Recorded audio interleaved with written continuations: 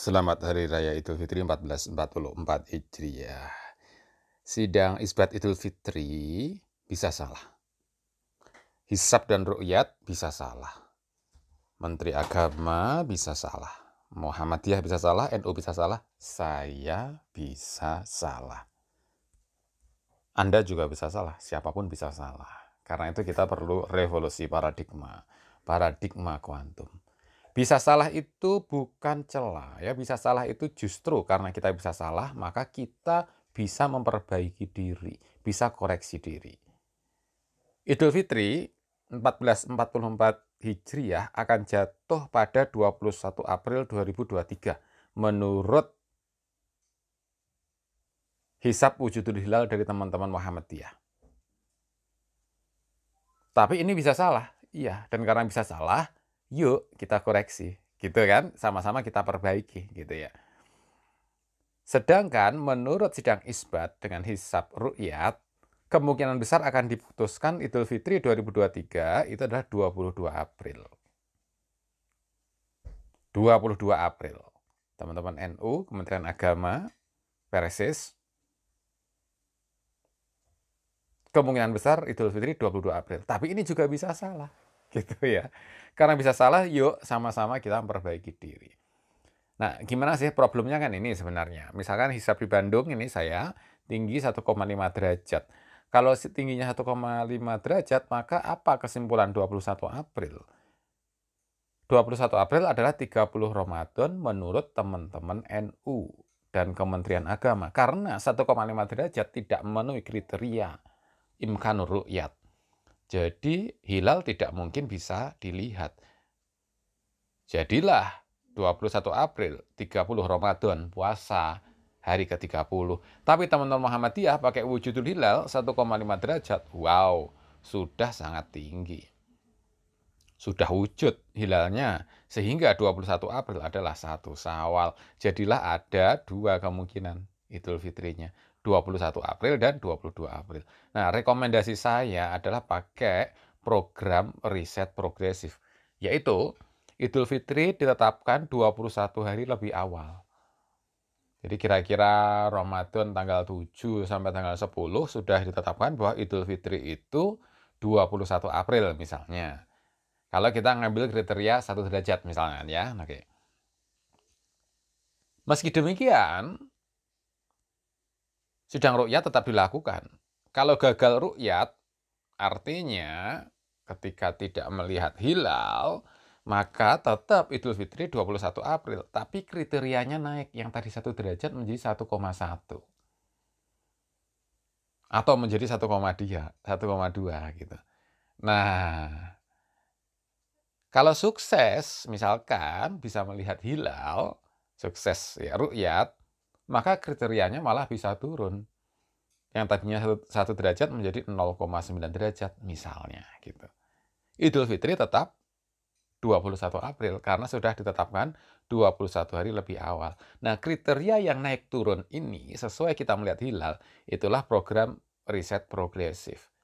Nah, berapa dimulainya 1 derajat atau berapa? Nah, itu teman-teman NU, Muhammadiyah, dan Kementerian Agama bisa mendiskusikannya yang baik sama-sama. Nah, ini saya melihatnya problemnya di sini nih, prioritas ya. Kalau teman-teman di Kementerian Agama itu prioritas A, yaitu metode yang benar paling utama. Teman-teman Muhammadiyah prioritas B. Metode yang benar, konsep yang benar adalah yang utama. Sementara saya mengusulkan riset progresif itu yang C. Benar itu adalah prioritas ketiga. Penting benar itu, tapi ketiga. Nah, kenapa Kementerian Agama imkanur ru'yat itu prioritas A? Yang benar itu adalah pertama, kemudian bijak. Nah, karena lebih bijak ini adalah mengumpulkan lebih banyak anggota. Kan ada Kementerian Agama, NU, Persis, MUI, DPR, dan rakyat lebih banyak. Tapi teman-teman Muhammadiyah, yang kedua lebih manfaat karena bisa menetapkan Idul Fitri 2 bulan sebelumnya, 3 bulan sebelumnya. Iya kan? Manfaatnya, perencanaannya lebih bagus. Orang Indonesia Timur lebih pasti dengan wujudul hilal Muhammadiyah. Baru kemudian Muhammadiyah itu bijak. Ya, keputusannya berdasarkan kelompok ormas Muhammadiyah gitu ya.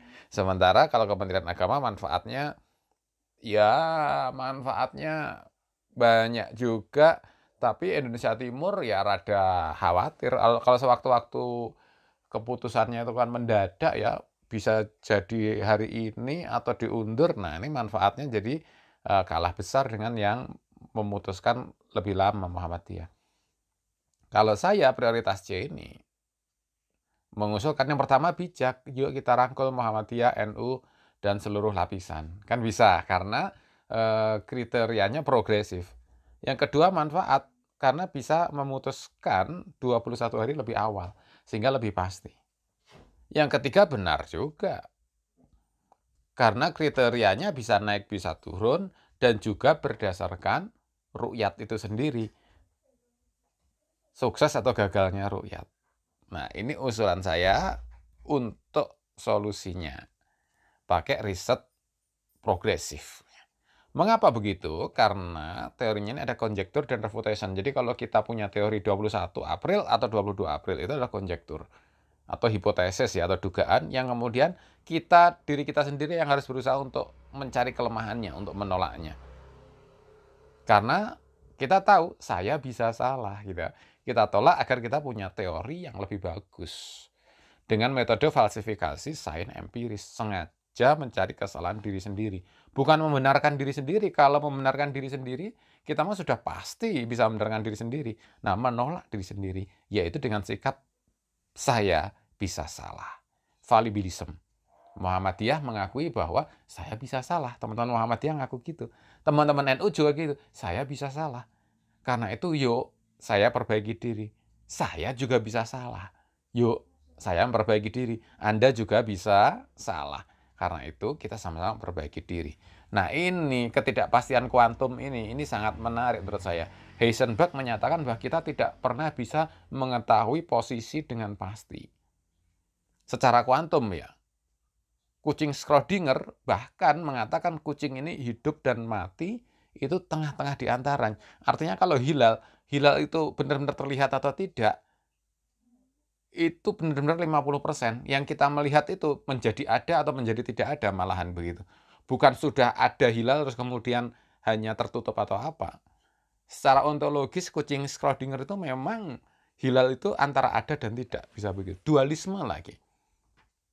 Gelombang dan partikel secara kuantum itu dualisme. Elektron misalnya, dualismenya ya. Kalau pakai percobaan celah ganda, kalau tidak ada yang melihat elektron itu menjadi gelombang. Kalau elektron itu ada yang melihat, menjadi partikel. Nah, jadi bisa jadi gitu juga hilal tuh. Kalau ada yang melihat, sembunyi. Kalau nggak ada yang melihat, sebenarnya sudah ada gitu. Nah, jadi kita harus fallibilisme. Oh, jangan-jangan saya salah karena situasinya kayak begitu. Ketidakpastian Einstein ini. Cahaya bisa belok karena massa besar. Jadi uji cobanya Einstein itu, ini nih ya, ini kalau misalkan ada cahaya bintang nih, Paman gambarin ini, ada bintang nih. Kemudian harusnya cahaya ini kan lurus nih, begitu. Cahaya ini harusnya lurus nih. Nah, karena ada matahari yang putih ini, matahari yang harusnya lurus ini bisa belok. Nah, harusnya kan lurus di sini. Nah, karena cahaya itu bisa belok, menurut teori Einstein, maka hilal itu bisa belok cahayanya. Jadi yang derajatnya tinggi bisa aja nggak kelihatan karena cahaya bisa belok oleh massa yang kuat, oleh materi yang kuat. Begitu juga yang hilal derajatnya rendah, kalau cahayanya bisa belok, malah bisa kelihatan. Jadi kita tuh bisa aja salah ya melihat alam. Saya bisa salah. Nah, karena itu yuk kita mengkoreksi diri sendiri gitu ya. Nah, metodologinya ini scientific research program, yang tadi ya riset progresif. Jadi kalau saya menyarankan, misalkan riset progresif ini diawali dengan kriteria 138 ya. 1 derajat, elongasi tingginya 1 derajat, elongasi 3 derajat, umurnya 8 misalnya, 8 jam.